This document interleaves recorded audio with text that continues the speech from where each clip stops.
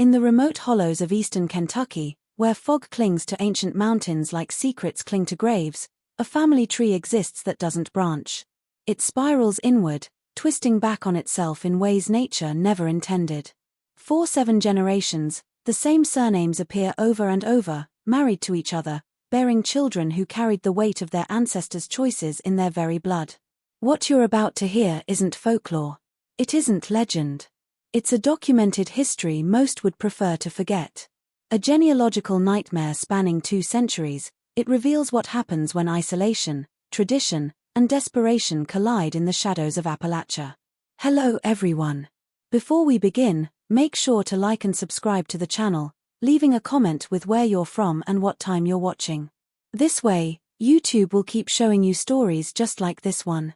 The year was 1820, and the mountains of eastern Kentucky were a world unto themselves. Here, in a maze of valleys and ridges seeming to exist outside of time, families didn't just settle. They became trapped by geography, by poverty, and by a fierce independence that would prove to be both their strength and their curse.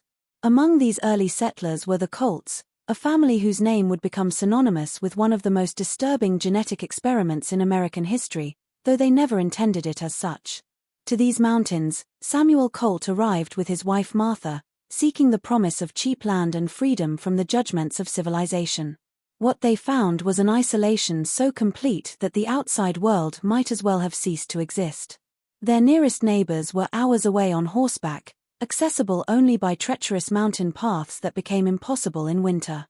In this cocoon of solitude, the Colts began to build their dynasty, unaware they were laying a foundation for generations of genetic horror.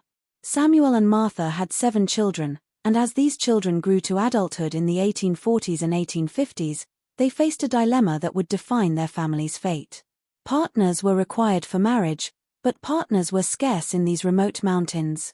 The few neighboring families were either too distant, too hostile, or already interrelated through previous unions.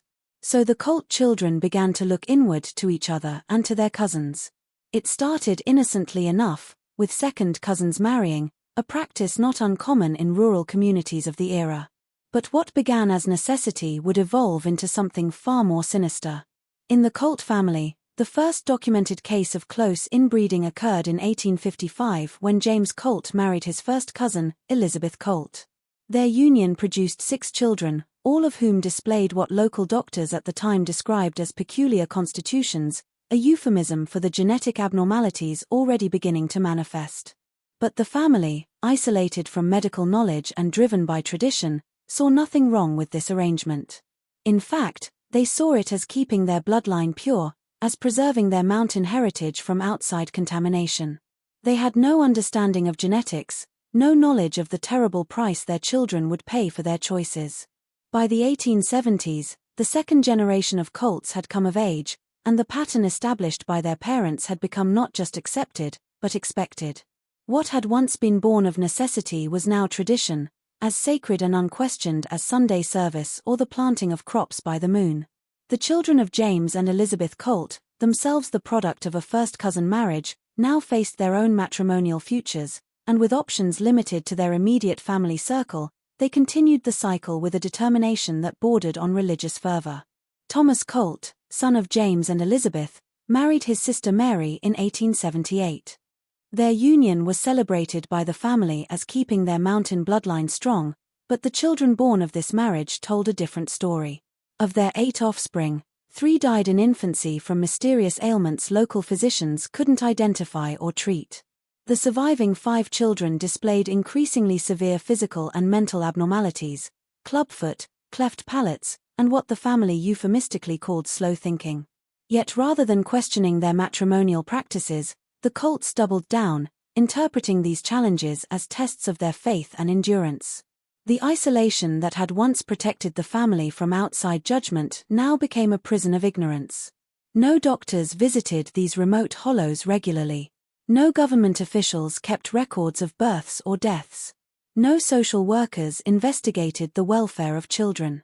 The Colts existed in a bubble of their own making, where their increasingly disturbing family structure went not just unnoticed, but unchallenged.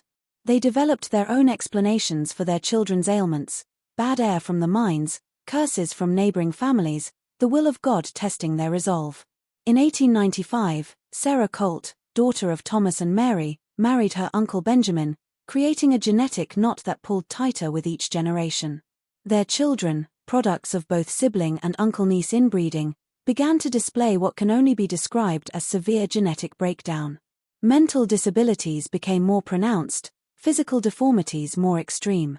Several children were born with missing or malformed limbs. Others exhibited profound intellectual disabilities that rendered them completely dependent on family care throughout their lives. Yet the most chilling aspect wasn't the genetic damage itself, it was the family's adaptation to it. They created a hierarchy where the normal children cared for the severely disabled, where deformity was expected and abnormality was simply another mouth to feed. They developed their own crude forms of medical care, their own explanations for conditions that would have horrified trained physicians. The Colt family had become a closed system, feeding on itself, growing more distorted with each generation, while maintaining the illusion that this was simply their way of life. As the 20th century dawned, the third generation of Colts represented something that had never existed in documented American history, a family so genetically compromised they had essentially become a separate subspecies. They were isolated not just by geography, but by the accumulating damage of decades of inbreeding. The children born in the 1900s and 1910s were living testaments to what happens when the laws of genetics are systematically violated for nearly a century. Daniel Colt, born in 1902 to Sarah and her uncle Benjamin, married his own sister Ruth in 1920. By this point, the family's gene pool had become so restricted that finding any partner who wasn't a close relative was virtually impossible. Every eligible person in their isolated community was already related through multiple previous unions. Their wedding, held in the same mountain cabin where their grandparents had begun this genetic spiral, was attended by relatives who were simultaneously cousins, aunts, uncles, and siblings to both bride and groom. The children of Daniel and Ruth represented a new low in human genetic diversity. Of their 12 pregnancies, only 7 children survived to adulthood, and those who did displayed abnormalities so severe they required constant care. 3 were born deaf and mute. 2 had severe intellectual disabilities that left them functioning at the level of toddlers well into their adult years. 1 child, Martha, was born with such severe physical deformities that she never learned to walk, spending her entire life confined to a wooden crate that served as both bed and wheelchair. What makes this period particularly horrifying is the documentation that survived. A traveling missionary named Reverend Samuel McKinney visited the Colt settlement in 1925 and kept detailed records of what he witnessed. His journal, discovered decades later in a church archive, describes scenes that read like something from a Gothic nightmare. He wrote of adults who communicated primarily through grunts and gestures, of children with faces so malformed he initially mistook them for victims of some terrible accident, of a family structure so confused that siblings were raising children who were simultaneously their offspring, nieces, nephews, and grandchildren. McKinney's most disturbing observation was the family's complete normalization of these conditions. They showed no shame, no recognition that their situation was anything other than natural. When he suggested that perhaps marrying outside the family might improve their children's health, the eldest patriarch, now in his 70s, explained with genuine bewilderment that outsiders were different people who might weaken the blood. They had created their own reality where genetic catastrophe was simply the price of maintaining racial purity, where deformity was evidence of their family's unique heritage rather than a sign of its destruction. The Reverend fled the settlement after only 3 days, but not before documenting what may be the most comprehensive early account of extreme inbreeding in American history. His journals reveal a family that had moved beyond merely marrying cousins. They had created a closed genetic loop where the same damaged DNA was recycled endlessly, amplifying defects with each generation while eliminating any possibility of genetic rescue.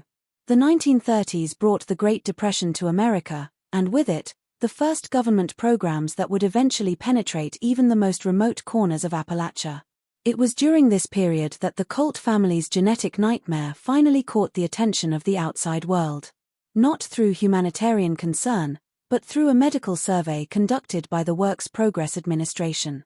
What the researchers discovered would challenge everything the medical establishment thought it knew about the limits of human genetic degradation. Dr. Harold Whitman, a geneticist from the University of Kentucky, was part of a team surveying rural populations for hereditary diseases. When local officials mentioned strange rumors about a family living deep in the mountains where everyone looked the same, Whitman initially dismissed it as mountain folklore. But in the summer of 1936, he made the treacherous journey to the Colt settlement. And what he found there would haunt him for the rest of his career. His official report, buried in government archives for decades, reads like a medical horror story.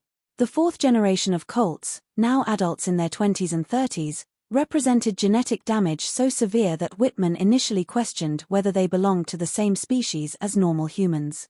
He documented cases of microcephaly so extreme that adult heads were smaller than those of typical infants.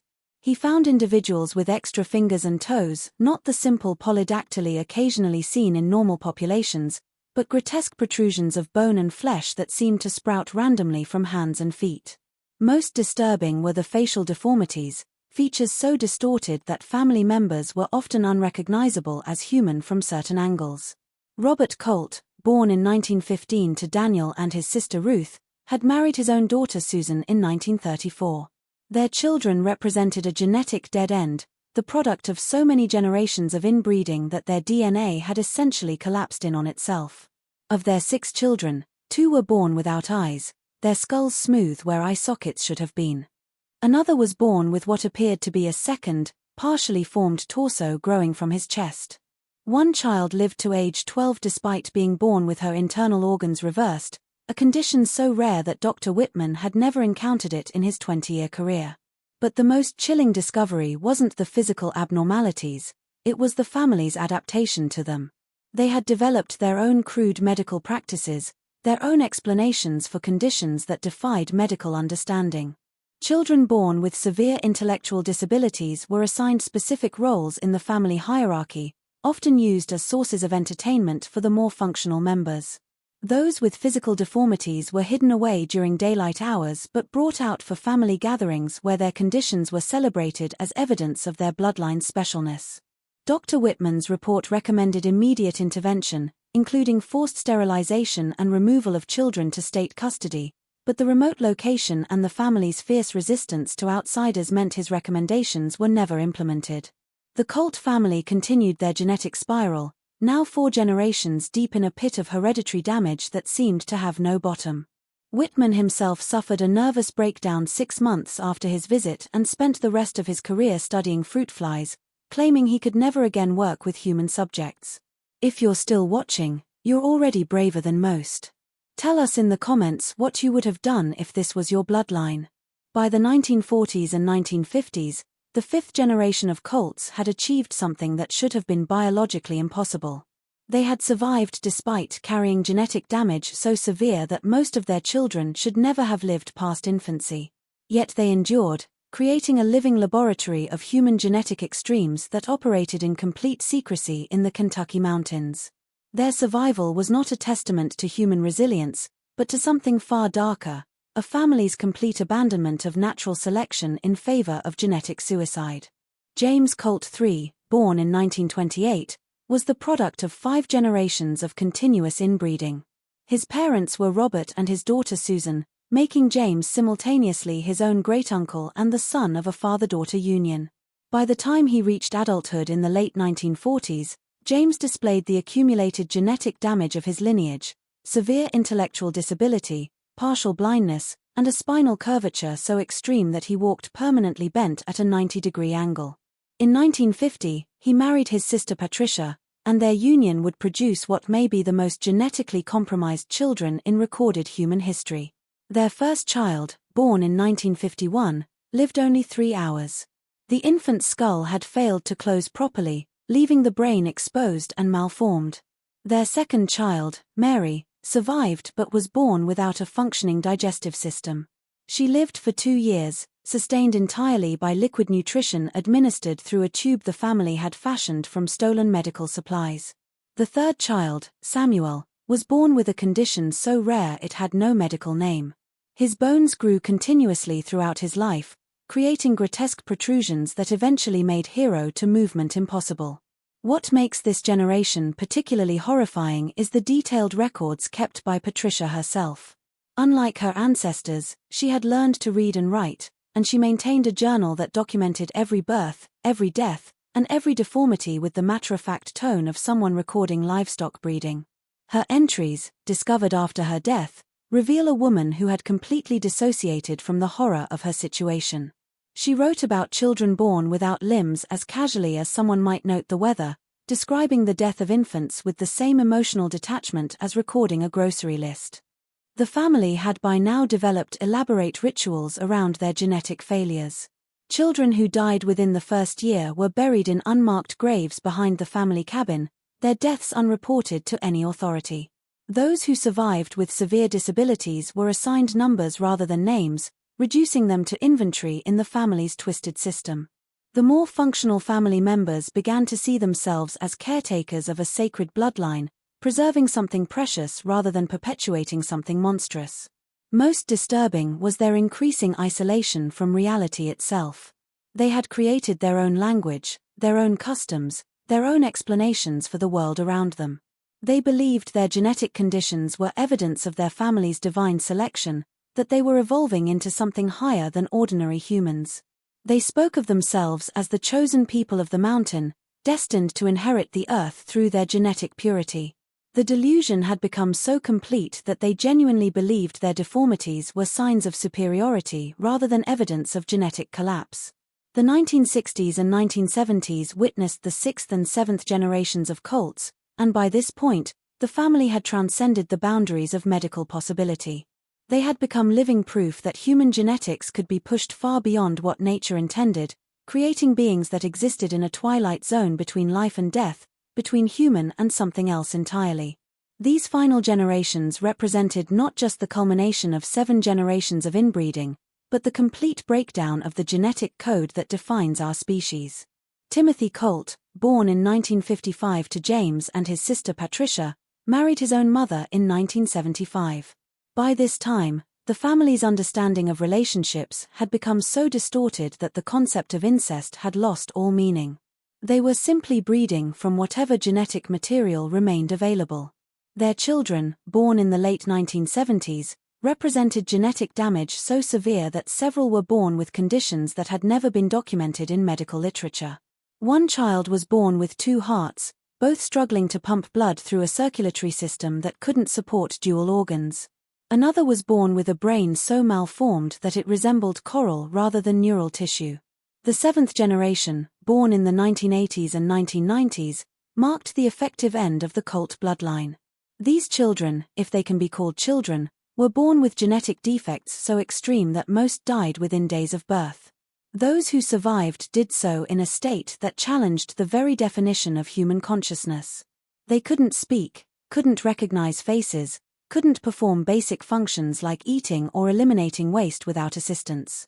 They existed in a vegetative state that was neither truly alive nor mercifully dead. Sarah Colt IV, born in 1978, was perhaps the last functional member of the family line. She possessed enough mental capacity to understand that something was fundamentally wrong with her family but lacked the ability or resources to break the cycle. In a journal entry from 1995, she wrote, "The babies keep coming out wrong. They don't look like babies. They don't sound like babies. Sometimes I think we're being punished for something, but I don't know what." She died in 2001, childless, marking the effective end of the Colt family's genetic experiment. By the early 2000s, the surviving members of the family could no longer reproduce. The men had become sterile through genetic damage, and the women could not carry pregnancies to term. The few remaining family members, perhaps a dozen individuals scattered across the original settlement, existed in a state of biological limbo.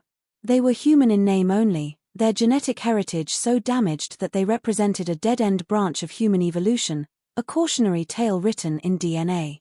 Local authorities, who eventually discovered the settlement in 2003, described it as resembling a scene from a post-apocalyptic nightmare.